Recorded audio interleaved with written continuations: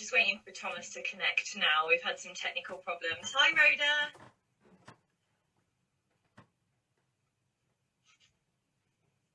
Hey. He's Kate as well. Great. Okay.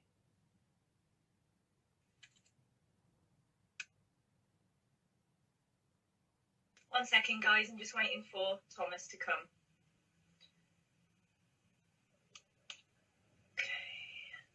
Again.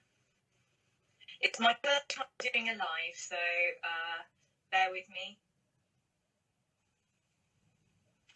Hi, Rhoda. How you doing? I've got like 8 different devices going on here, so send request. Hi, Kate. How you doing? Hi, Sophie. Gosh, lots of people. Hello. Hello. So sorry about that. I don't know what happened, but yeah, it seems like it's working now, so that's the main thing. I can see you, but you're a little bit glitchy. Am I? Yeah. You look fine to me. Do you think we should carry on just... This is the best I've had it so far, so I'm thinking... Yeah, right. Sevgi, give me a thumbs up if you can, like, hear me and see me. Mum's saying hi, so... Is that your mum? Hi, Mum. Yeah, that's fine. Okay, well, I mean, I think it's fine. Yeah, when you say glitchy, can you hear what I'm saying? Yeah, that just came through then. Okay, cool. Maybe it just needs a moment or two. Okay, cool. Well, let's get started then. Yeah, typical internet problems. Oh, cheers. Cheers. So for everyone who's here watching us and can hear me, Kate can hear and see us. Great, lovely. So this is my first live, and Tom is a seasoned professional, aren't you? So you gave me some advice that the secret to a successful live event is to have a glass of wine. So I've saved it, so it's just there. I'm going to enjoy it when you're reading. Okay, right. So I can see some people who I don't recognise. I'm sure they're probably friends of yours, Tom, or followers of yours. So just for their benefit, they're probably wondering who I am. So I'm Lorraine, and I'm the founder of Intrepid English. So as you can see, and I'm here really to show Tom off because you've been with us for cheers, Steffi. You've been with us for a couple of years now, Tom. Actually, we met in 2018, didn't we? And since then, you have gone from strength to strength, really. And today, it's kind of a celebration of your award, which you can tell everyone about in a moment. And yeah, it's just an opportunity for us to have a live event and me to ask you a few questions. So that's me, and I will shut up now and let you tell everyone a little bit about the award and how you're feeling right now as well. Oh yeah, I mean, the award still doesn't feel real in a way. It's still kind of in the process of them ringing me. But yeah, it was really lovely honour, New Writers Award from Scottish Book Trust, so that's really nice. And yeah, we're going to have some time to write, and it's just a chance to get to know the other awardees, the other writers. Because and then as I said to you, I'll be set up with a tutor soon. So I haven't had a tutor since I was doing my masters, which was 2014. And yeah, I've had a pretty good track record with tutors and mentors and things. So fingers crossed, the next one will be just as good. Yeah, because I think my last mentor was actually my tutor in Milan, Tim Parks, who's a crazy guy and has written loads of amazing books. So yeah, I'm feeling. Sorry. You're feeling good. That's a bit of a prerequisite for writers. You have to have a little bit of craziness in you, don't you? Yeah. I think so. Yeah. Okay, cool. So the Scottish Book Trust has awarded you and several other writers with this New Writers Award in lots of different categories. So we've got poetry and fiction and things like that. How many other winners are there? And let's give them a bit of a shout out as well. Yeah. There's 11 in total, and there's fiction, poetry, children's fiction, I think. Yeah. Pretty bad, yeah. But yeah, it's like a real different like plethora of writers. I've only managed to meet them once through Zoom, of course, because of COVID. So hopefully at some point we all get to see one another, because at the end of the award there's supposed to be a read-in and a drink session and stuff. So hopefully that'll be in person like the good old days. Yeah. But yeah, I'm still getting to know the other writers and like learning about what they've done, and we all seem to be at different stages. Like one of the writers has written cookbooks a lot of the time. And she's decided to like venture into fiction. I think she was one of the fiction awardees. So. Wonderful. Oh, great. So you're in a good crowd then. Yeah. So I think we've got a few people joined now. We've done a bit of an intro to explain who I am, and then I'm going to hand over to you now, Thomas. You are going to read a few poems, aren't you? And a lot of them, but not all of them, are from your book. I've got it here. Yeah, there we are. So I highly recommend people get this and read it. It's heartbreaking and wonderful, and just so many great things. And yeah, I actually had a little cry when I read it, one of the poems. But yeah, it's fantastic. So I'll be putting the link to this in the comments later, if anyone's interested, and the link also to Thomas's website and other things, so that you can read more about we're getting lots of hearts for that one, so you can read more about the award, more about this, and also, after you've read a few of your poems that are already published, we're going to hear the first chapter of your new novel, aren't we? Which is, well, this. Big deal. Yeah. Great. So I'm going to duck out here and let you read your poems. Okay. Yeah, go ahead. Cool. Okay, yeah, it's just going to be like story time for the next however long. So I'm going to read some poems from Empire of Dirt, which I published 2019, I think, now at this point. So I'm just going to read a few of those. Some of them, like, I've done a few readings of this, and I just kind of read the same poems over and over, so I've like picked the ones I've read the least. So yeah. And I apologize if I like stop for wine in between, just to give you that's like your opportunity to drink with me, Okay.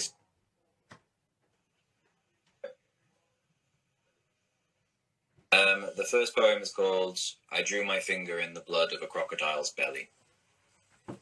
As leaves fell, and ugly yellow tears touched its teeth, I vomited wooden bricks when I opened it further, and it made the noise of cutting chicken breasts. I dug my hands inside the animal, pulled out things it wouldn't need. I scattered them around it, ornaments to demonstrate how it came to be. When I was done, I looked into its eyes, and reflecting back at me were only my own. So that's one. This is another one called There Are Bees in My Beard. So my beard gave me the inspiration for this. There are bees in my beard, and they don't even have the decency to sting me. They drag their blades across the skin, not hacking out a single hair.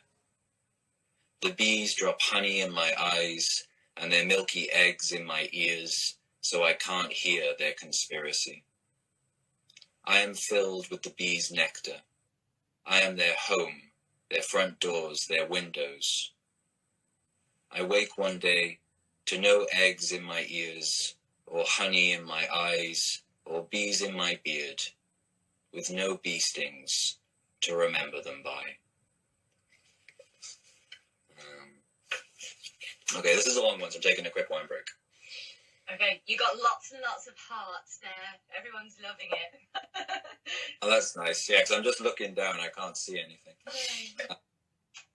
So this one's called Owlhead, and I wrote this pamphlet back in like 2017, so I had like 2 years before it was published, so a lot of the poems were chucked out. There's probably only like 4 poems that were in the original version of what is published today.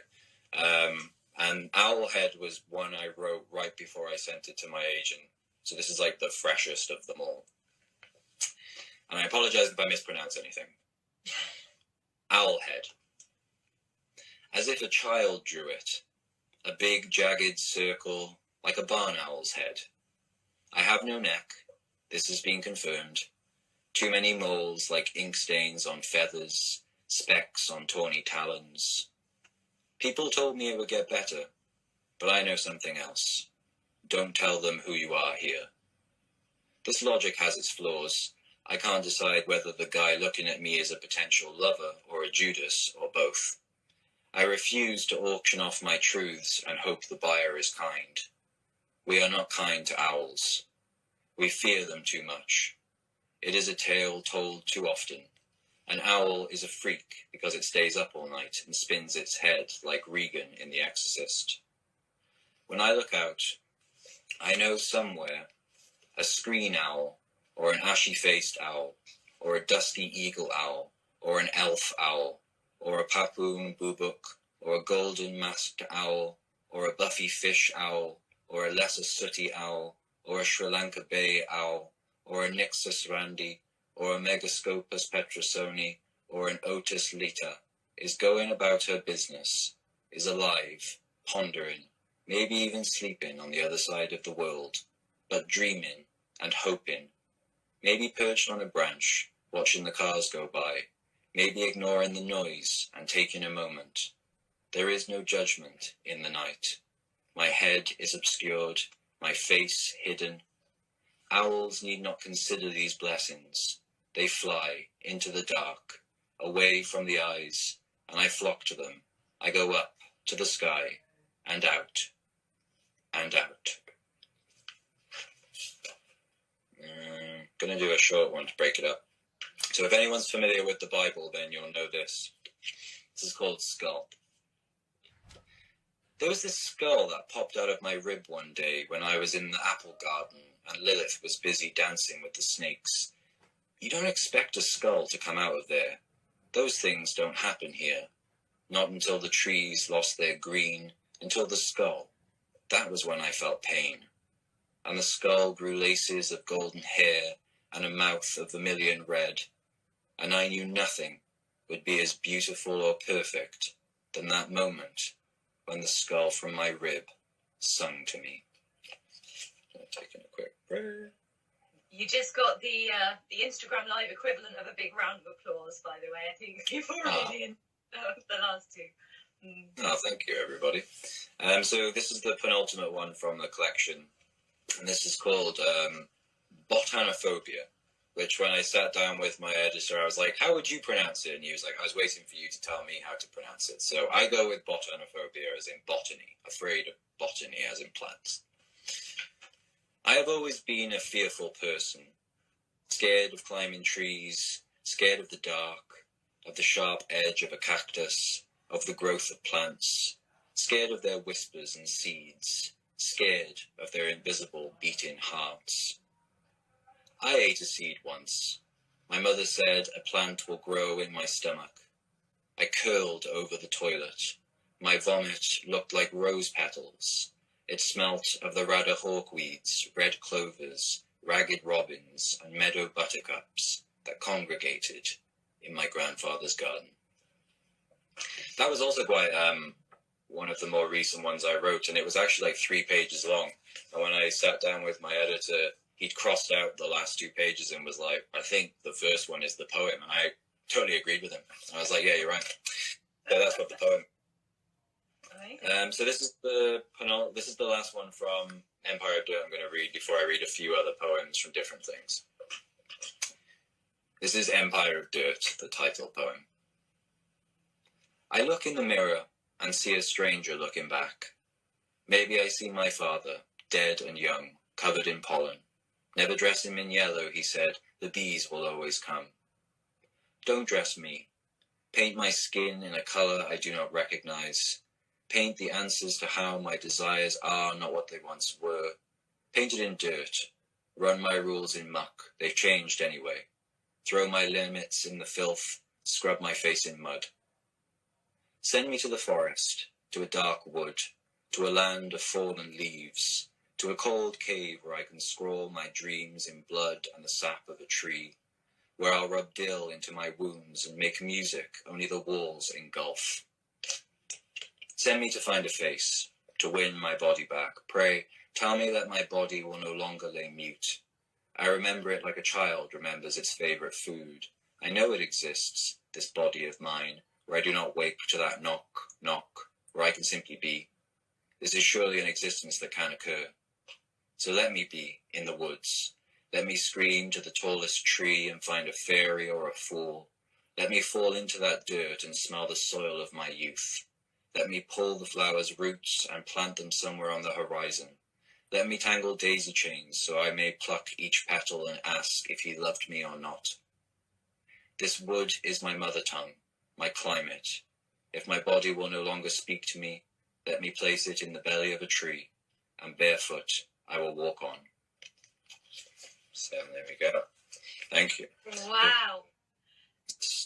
Absolutely superb. Yeah. So you mentioned there that your tutor just destroyed 2 pages of one of those poems because he said that it was involved in the first page and there was no need for the second one. How much have you relied on that kind of feedback, on that kind of shaping of your writing then over the years? Over the years, yeah, like with fiction mainly, because I had like my first tutor when I was in high school who really like harnessed my writing, and she was the school librarian. And then when I went to college, I had like a really good English teacher that really saw something in that and like nurtured it.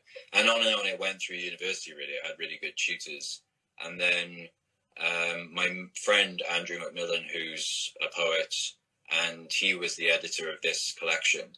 Because it had been years with this pamphlet, a lot of the poems have gone through so many rewrites anyway, because that's the way I write. Interestingly, it was the newer poems that he had notes on. So like Botanophobia was one of the newer poems, and that's when he said, cut it. But yeah, I've always followed what my tutors have said, pretty much. Like when I was at uni, I wrote a collection of short stories, and I wrote 6. And my tutor told me to throw 3 of them out, and without question, I threw them out. So...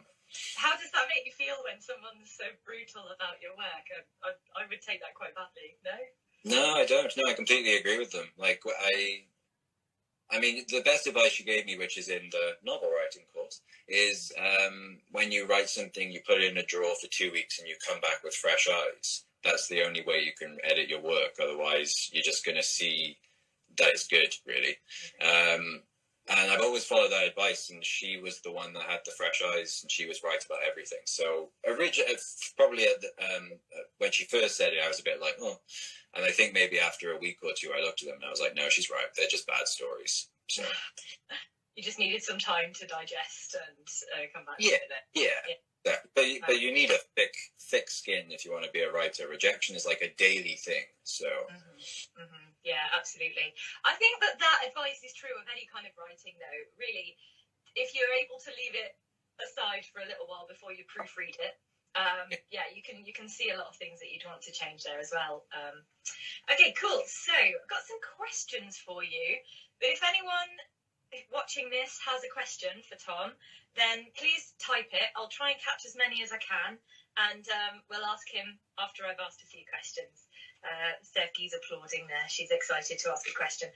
Okay, so the first question is, so you've mentioned the high school teacher who was a librarian and your college professor. How many years have you actually been writing? And the reason I ask is that people see writers as, it's as if, they're fully formed. They come out of the womb and they're writing amazing work. But how many years does it take to be a writer, really? How long have you been doing it? Well, I think when I was 12, I wrote a short story just for my own amusement. And then I thought to myself, well, I'm going to turn this into a novel. And I turned it into a 90-page story.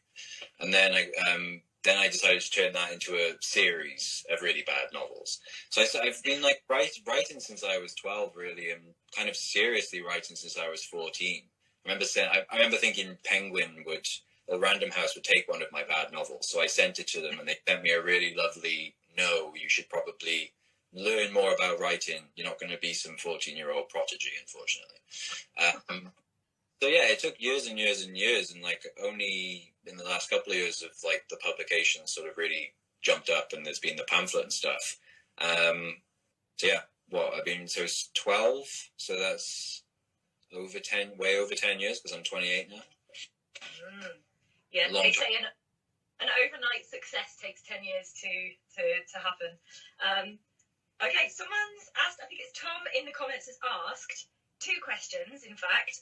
The first one is, can you tell us about your inspiration? And that was actually one of my questions, so we can just dive right in with that one. And I'll introduce Tom's second question when you finish with that one. Cool. Different inspirations for different types of writing, I guess, but I think the first thing that came to mind was Richard Yates, who wrote Revolutionary Road, had a massive impact on me when I was 16. That kind of made me change what I thought about writing and what I wanted to do as a writer. So that was the biggest influence for me. And then in poetry, it's really like my contemporaries. So like, I just finished reading Petit Pascal's Tiger Girl, which is just phenomenal, amazing.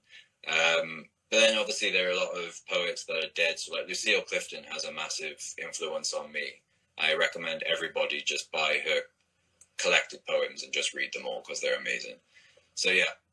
And then obviously, you got like the classics like Carol Ann Duffy, she's great. So just like a lot of poets have just helped me over the years. But yeah, Richard Yates has to be one of the top. Richard Yates and A.M. Holmes, the 2 top for like fiction. I remember Carol Ann Duffy, we had that in the curriculum in high school. And later you told me how much she hated being poet laureate. Yeah. She really happy. All you got to do is read her latest collection, Sincerity, and it's right there. She's just like, I'm over being poet laureate. And I was fortunate because I never had Carol Ann Duffy at school, so I never hated her. And that like onion poem that everyone talks about, it was never like shoved in my face like it seems to have been everybody. So I love her. Like The World's Wife is her best collection. So is it? Okay, cool. I'm frantically making notes here for myself rather than for the questions. So Tom's second question was, and I know that you've heard this before probably many times, but the question is simply, how do you start? How do you start writing? You just write. I mean, probably a way around this question is like a friend of mine, a very dear friend of mine, is writing now in her life, and she's wanted to write for a while. And there's a lot of fear of like the big white blank page, and there's also that fear of like being like a fraud or an imposter and all these things. Honestly, my thing is just shove all that crap outside and just do it. Like the only way you write it is if you write it. So I guess the only other advice is go for a walk, listen to some music that helps you get into that space. And if you're fortunate enough to have a room, that's also really good. I mean, I have to use my living room and stuff, but I used to have an office when I lived with my parents. So yeah, like if you have the space, try and like make mental space as well by like having music and a walk, and just push all of the anxieties out the window. I know it's difficult, but really all you're doing is it's writing for you at the first stage. No one's going to see it. It's not for anybody but you. So just do it. Yeah. And possibly understand that you have to go through the bad writing in order to yeah. A lot of writing. Yeah, because I read somewhere like you mimic your favorite writers first. So I was writing like Harry Potter. Like I think a lot of us were. And then you push out from that mimicking, and then you start writing something that's sort of like your voice, but it's still bad. And then sort of along the line, the writing gets better, but it depends what kind of writer you are. I write really terrible first drafts, and I just redraft and redraft and redraft. Yeah. I think a lot of creativity is just iterating many times until you find your own route to it, and then it's much quicker for you to get to it eventually. So yeah. I mean, all you got to do is look at J.M. Barrie's career, who wrote Peter Pan. All he was doing was rewriting Peter Pan in his entire career, trying to get to what we now know as Peter Pan. we're going to hear a little bit more about that later, aren't we? Because that's been a big inspiration for your new novel. So I'll park that one there and ask another question then. So in your experience, what's the biggest difference, or how do you approach writing poetry as opposed to writing fiction and writing a large body of fiction, like a full novel? How they're very different. So yeah, can you explain that process, or those processes? Yeah. I mean, I guess for me, it's not an active choice. It's more like an idea comes, and sort of with the idea, it's like, okay, I know this is going to be a snapshot, so it's going to be a poem. And with that, even if it's a snapshot, I could like build up to something bigger when you put it in a collection. But obviously, something like the novel I'm working on is such a big idea. I didn't know how to do that in poetry. I guess like in my poetry, because I'm writing a lot about like grief and mental health and toxic masculinity and stuff, those are things I don't know how to form into a narrative, so they're easier to just kind of throw and see what comes from it. But when you're thinking of character and story, then the narrative kind of comes together. So I guess that's how I see it, if that makes sense. It forms itself, I guess. Basically, yeah, like the idea will come, and then somewhere in the head it's just like, okay, well, that's a poem. Like straight away, okay, well, that's a poem. That's not a story. That's not a this. It's a poem. Yeah. Wonderful. So yeah, at university, I remember doing an assignment where they gave you a choice: poem, fiction, or like based on real life. And your prompt was a piece of classical music, and that was it. You had the freedom to do whatever you wanted, which to me was quite intimidating. And I started to write a longer story, but it formed itself into a short story as well. So I feel like that's maybe what happened there. And being open to it, letting it sort of guide you is a good idea then for people who are maybe new to it. I was interested to hear your advice there that you should go for a walk or listen to music and things like that. Do you feel like that's possibly one of the reasons why you have so much about nature in your poetry? You know, the negative, the positive, you know, the dark and the light side as well. Is that because one of your main sort of approaches is to go walking outside? Yeah, I guess yes and no. Yes, in the first instance, like, yeah, I go walking outside a lot. I need to get some fresh air, and like I listen. Battery's dying. I listen to playlists while I'm walking that are related to the project. Yeah, and then with regards to the nature, I think the funny thing was I didn't realize how much I had in common with my fellow Welsh writers. That I read Pascal Petitin, the Welsh poet laureate whose name I've forgotten, but read both of their work after I published Empire of Dirt and was like, whoa, there's like this kind of Welsh nature, love and trauma that we've all got in common that I never knew about. So yeah, I guess it's sort of an internal thing. But yeah, it's very important for me when it comes to writing and just getting that space. Okay, right, I've got a message from Bosra here. She says, what makes a poem really, really good? And the way it makes you feel or the way it's written. What are things to consider inevitably during writing? So, well, there's a few different questions in there as well. So, what are your... My immediate reaction, what makes it good is just, that's down to the individual. You know, like, the poem I like, you might hate. That's just purely down to the individual. For me personally, it's about the language. The message and the meaning is kind of less important to me as a person.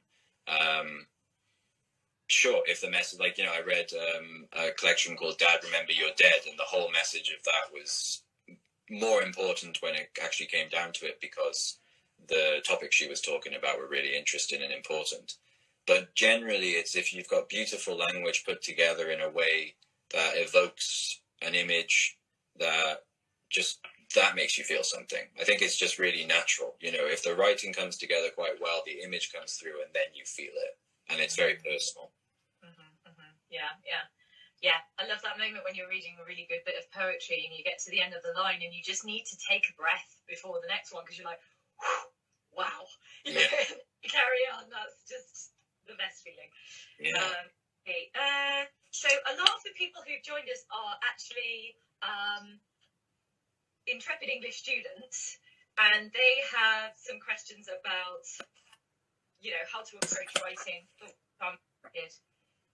You got it? Cool. So a lot of the students, the people viewing here are Intrepid English students, and they are looking at things from the point of view of what does it take to be a writer, but when English is not your first language. Do you have any advice for those students? Yeah, well, I guess my major advice is just practice, in the same sense of when you're a native speaker, you just need to practice your writing. Obviously, there's more work to do in the sense of the language, but I've worked with some of our students with their creative writing, and the main thing I told them is just let the idea and what you want to write flow. That's probably more important right now than being bogged down by prepositions and verb tenses. That's all stuff we can get to later.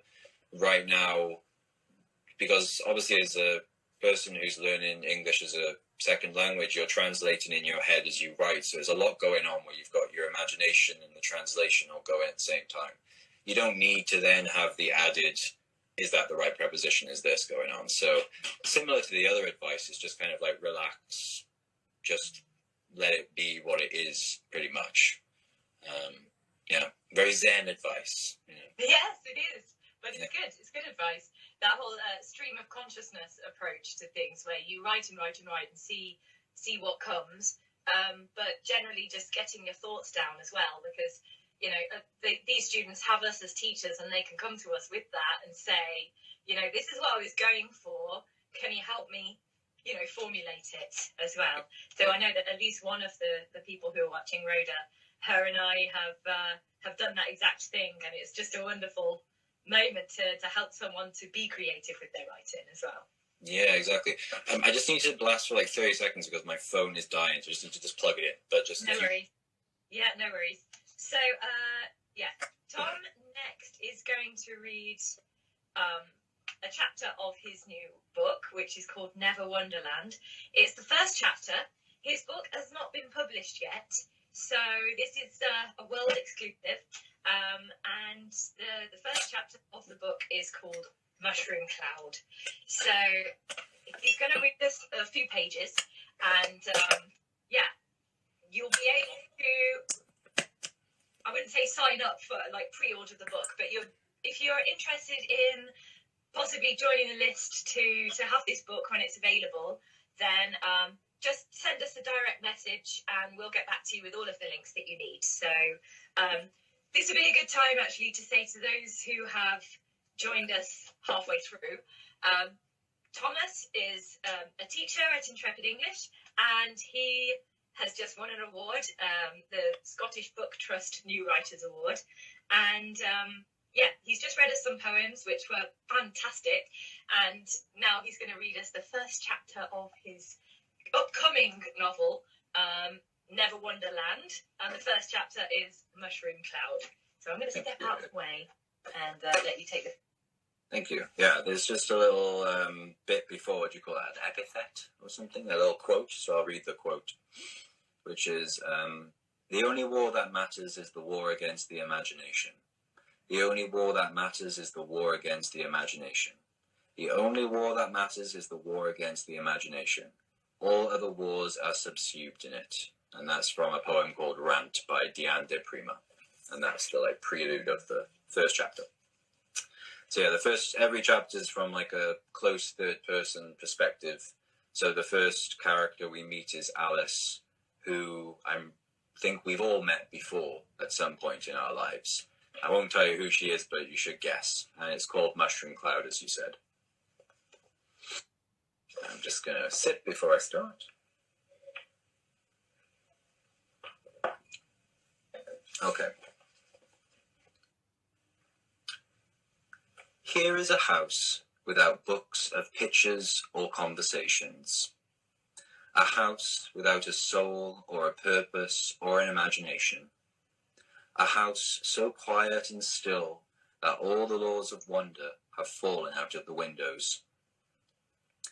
This is the Liddell household, a red-bricked terrace, not extraordinary in any way, very much the same as all those around it, all along the dreary street. But there is something that sets it apart. A window in the upstairs bedroom at the back of the house, a window glowing with light, quietly fighting. In the bedroom, papers are stuffed in drawers, quills and ink stashed discreetly under the bed. Books are scarce. There's not many to be found in this claustrophobic place, but there's not many to be found in London either. The people have little use for them, it seems. At least that's what the government says. The library started closing over a year ago. There's more chance of finding a stray pamphlet page fluttering among the litter than a book with pictures or conversations. Alice Liddell stands at the window, looking out at London's smog. The adults think it's the factories, but as Alice lights her cigarette and is framed in her own world of grey smoke, she knows better. She is watching empty spaces, looking through the glass. Her blonde hair is tied back. Her green eyes are accustomed to the enveloping darkness outside. She likes the dark. There's something safe about it. She feels unseen, invisible, free. She used to feel snatched, like she had been prized away from something she hadn't quite finished, from the place she went to as a girl. But now she feels numb. She came back from a place of beauty to this sickening, sad city, and this house that demanded she accept as home. This place where everything is different, but she is forced to be the same. When she returned, the books had been burnt. Her sister was gone. Her mother and the cats, Snowdrop, Kitty, and Dinah, were dead. Her father had become a hermit that only drank whiskey, and she had no answers, only myths and unfinished stories to feel comfort at night when thinking about her sister and mother. That's why she prefers to stand by the window smoking. She feels more in control of their memories, more capable of accepting the pain of their absence. Her father used to work at the library near Kensington Garden before it closed down due to a lack of books and a cut of funds. Alice came home when she was 10, and her father had already been drinking for a year. Now she's 22, and she goes to bed wishing that his liver would give out. Her father. At the thought of him, she wants to punch a wall. At the thought of being left only with him, for her sister and mother being taken from her, she wants to rip the room apart. At the thought of her sister, she almost cries. She wants to run from this house and find her, scream her name into the streets and put missing persons posters up. But her father would rip them down. She's gone, he spits any time Alice dares utter her name. So they never looked for Mathilda. Her father had told the young Alice that he'd called the police, but when she first disappeared, and maybe Alice believed it then, but she doesn't believe it now. She has grown to realize her father is a liar she needs to flee from, but doesn't know how. She has very little money, and her only friend is Mr. Zero next door, but her father would find her. He said he'd always find her, and he always did. When she ran away at 12 and hid at the tree that she and Mathilda would read boring books against, the tree by the lake where she discovered Wonderland for the first time, he found her there. He'd always find her. She wishes there were a mirror in the house she could look into and see her reflection. She'd later like to smash it with her fists. But her father had removed all the mirrors. He did this because the last time Alice walked into one, she didn't return from Wonderland for months. Busy being a queen, he used to say, but he had thrashed that out of her. There are no queens in the Liddell household, no make-believe stories. Alice sucks in some air and breathes heavily. She remembers the first time her father hit her, how he apologized because he was drunk and had made a mistake, and she forgave him because we all make mistakes. But now she has lost her forgiveness. In the darkness, Alice dreams of a labyrinth in the heart of the city, where the griffins hunt her with their enormous wings and beaks as sharp as fish hooks. She dreams that she is searching for something. Some nights it's her sister, other nights her mother. On the rarest, it is the white rabbit. She can never reach him. Twice she got close, and twice the griffin snatched her. Once she got very close. She woke with fur in her fingers. She imagines her sister in the Thames, gliding past all the other deemed insignificant women, and she gets angry. So with the cigarette still in her mouth, she retrieves her supplies from under her bed, sits at her desk, dips her quill in the pot of ink, and begins writing. She writes, accidentally at first, of her sister, trapped in a lion's cage, surrounded by wolves. She writes of her sister's blonde hair, darker than hers, more urban and autumn and longer too. In this cage her hair is wild and free over her shoulders. In this moment she has power, snaring back at the wolves, both protected and trapped within the cage. She writes of her sister's hands and how they stroked the ground above the rabbit hole. To check, she'd say, because there always could be more. Alice had mumbled about Wonderland when she first got back, and she'd learned that her father and the doctors thought her all mad. Her mother used to give her an odd look when she spoke of it. She didn't scorn her like all the others. She just widened her eyes and furrowed her brow like such a thing were to be secret. Mathilda was the only one Alice spoke of it to, and Mathilda would say she wished she could go. She'd ask details and she'd recite the Jabberwocky poem before they went to bed. Then Alice went back to Wonderland, and upon her return her mother was dead, and there was no sister to speak poetry with, just a strange bedroom they used to share, now emptier and colder and without magic. Mathilda always wanted magical powers. She'd pray for them at night, and make Alice decide which power she'd ask for. Alice always chose the power of flight. Alice, she hears her father's voice, agitated and lazy, the sound of a man sitting down, twisting his body to get closer and louder, rather than simply moving. She ignores him. She knows what he wants, the same thing he always wants. Alice, she thinks about Hatter, and what he would do to her father if he knew what he was up to, or what advice the caterpillar would give her. She remembers the taste of the mushroom, and floating was when she was with him. Alice. Annoyed, Alice stubs out a cigarette, throws open the door, and shouts, "What?" "Come here," he says. "I'm busy. Come here." Closing her eyes, she feels the yellow, puffy flowers of Wonderland. She longed for Wonderland when she returned, and at the same time she wished there was somewhere else to long for. She found Wonderland strange and erratic, foolish and bombastic, as much as it was full of beauty, wonder, and imagination. Alice thinks of the Heart Castle, and she thinks of the Queen and her ridiculous rules. Rule 42, all persons more than a mile high to leave the court. Stupid. If Alice were Queen again, she would first discard of the rules and create new ones with a reasonable order. As Queen Alice, she would create a world where she herself belonged. Because as she listens to her father yelling, as she descends the staircase, as she sees him sitting gaunt and aged on the sofa, she hears a voice in the clouds of smoke, telling her, "There is no place left for you here." The end. Wow! I am so excited to read the next part. It's like one of those, old school cliffhangers you used to get when you'd have to wait a week for the next TV show. I'm like, I want to know it now. Wonderful. Thank you. Excellent. That's amazing. Yeah. Wow. You're getting a lot of amazing reactions as well from everyone. That's fantastic. Yeah. Okay. I'm full of questions. I know that it's not published yet, so we'll have to wait. But yeah, how did this idea come to you? Because it's drawn inspiration from some stories that we all know and characters that we all know, but it's very dystopian at the same time. Where did this all come from?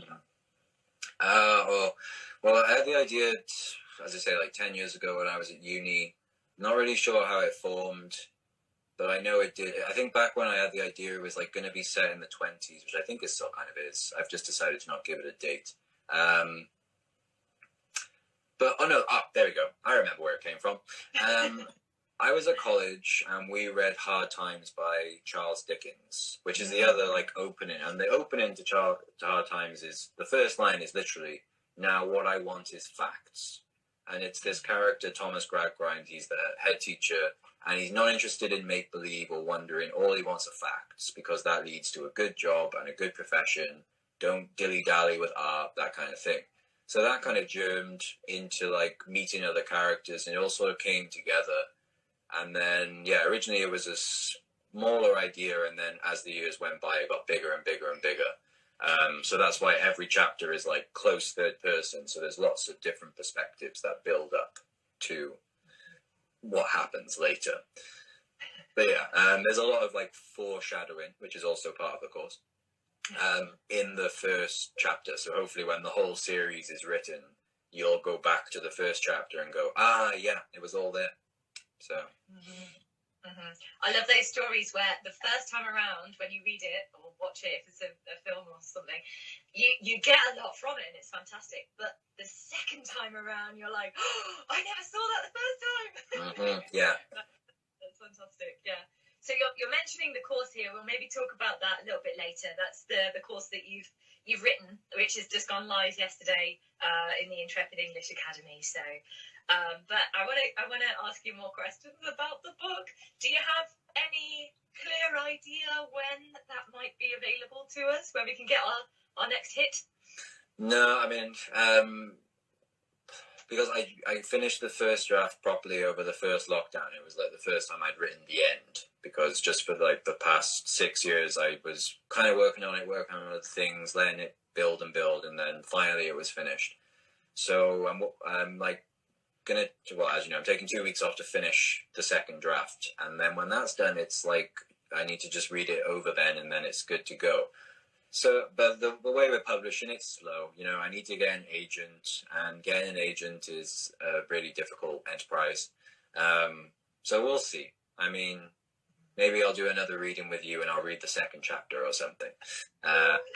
But yeah, until that point, it's just, I'll talk to like my students like Rhoda and Buzzer and stuff about it. I told Sumaku about it this morning. She's very happy. So yeah, up until that point, you just have to wait and see, guys. Yeah, it's all very good. Cliffhanger. Good. Yet more cliffhangers. Yeah. Okay, awesome. So you mentioned some students there. These were students that you've had English lessons with, that you've taught, and also students who joined your novel writing course as well. So I think it's very generous of you to teach students with English as a second language how to even just sort of approach this intimidating topic of how to write a novel. Yeah, your course has just been launched yesterday as well. Do you want to say a little bit about it, what it includes, and the process that you've been through there? Because it started as a challenge in November, didn't it, for 30 days? But it's kind of evolved into this much bigger thing now. So would you like to say that? Yeah, because it was a 30-day challenge. Every day was a little prompt, and a lot of students responded to it quite well. So we thought, put it into a course, and like probably 60% of it is what was used for the challenge. But then there's this other portion that's been added. A lot of it is to do about character, really, because that's my own interest when it comes to writing. I think character is more important than plot. So a lot of it revolves around this idea of character. So we look at different perspectives in the course. We look at how you would describe a character, whether you should describe a character. That's all discussed. And then all the other little things. So like when I said about foreshadowing, that's discussed, but kind of relates to character. And all the way through, there are lots of different quotes from lots of novels I like. So A.M. Holmes, Richard Yates, heavily used. But then also books like by Anne Lamott, who wrote Bird by Bird, which is like her experience of writing. I find those how to write books really patronizing and gross. And I'm like, where's your novel, dude? I can't see you've written a novel, so why should I read your how to write book? When Stephen King and Anne Lamott, who are both, obviously Stephen King's very prolific, both of their books on how to write this is my experience. And through that you'll learn some tips perhaps. So that's also part of the course. I've written about my experience sometimes just as general tips. So like my tutor saying, put things in the drawer for 2 minutes, for 2 weeks. All that comes through in the course. So yeah, it was really lovely to write it, and yeah, really enjoyed it. So, and it's live. It's ready to go. Well, it's up there. So yeah. So I think the idea originally came to us because we were brainstorming it together, weren't we? And we wanted to kind of break down that initial barrier that people feel is is insurmountable. They think, oh, I can never write a novel because English isn't my first language. And you wanted to sort of show people that by understanding the fundamental properties of how to write a novel, understanding the terminology, and, you know, sort of starting to get a sense of which way you want to approach the story, it kind of allows them to write the story that they already have inside of them somehow. And yeah, with English being a second language, that's not necessarily an obstacle if you take it step by step and you have guidance from somebody who knows what they're doing, essentially. So this course is takes you step by step through everything. And yeah, I think that's a really important stage in the process. And you've mentioned that that's actually part of, it's something that is included in your prize as winning this award from the Scottish Book Trust. So you're going to be given your step-by-step help by somebody who is more experienced in the area, and you in turn are passing that on to your students as well, which is great. Really good. Okay, so I think you've mentioned quite a few authors here of poetry, of fiction, and I think just in case anyone's worried about missing some of those names, because a few people have asked about your inspiration, I'll include the names of the authors in the comments. So yeah, have a look, be inspired yourself, but also, you know, let us know if you have been inspired by another author, and you know, we're always open to learning about that, aren't we, Tom? I think we're just drawing to an end now, so if anyone has any final questions for us, just pop them in the comments, and I'll see if Tom has time to answer some of them now. Your mum's sending you hearts. That's excellent. Thanks, Carol. That's nice. Thanks, Mum. So does anyone have any final questions for Tom?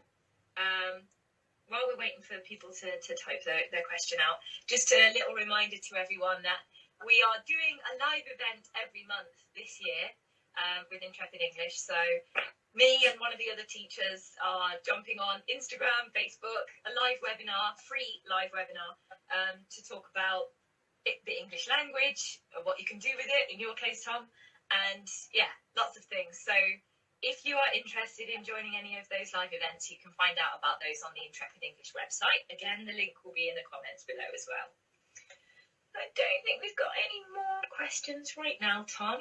But yeah, it's been an absolute pleasure talking. Yeah, thank you. Yeah, it's been nice to do this, and like, yeah, to share Never Wonderland to the world, first time ever. So thank you for that. Yeah. You've got quite a few fans already, I think. Even one of them. Awesome. Okay, so for anyone who has a final question but doesn't want to share it with the group, Tom and I will just hang around for a few more minutes in the direct messages. So yeah, send them over, and we hope to see you again next month for another live event. So thank you everybody for joining us. Thanks everybody. Right, bye-bye. Bye. Bye.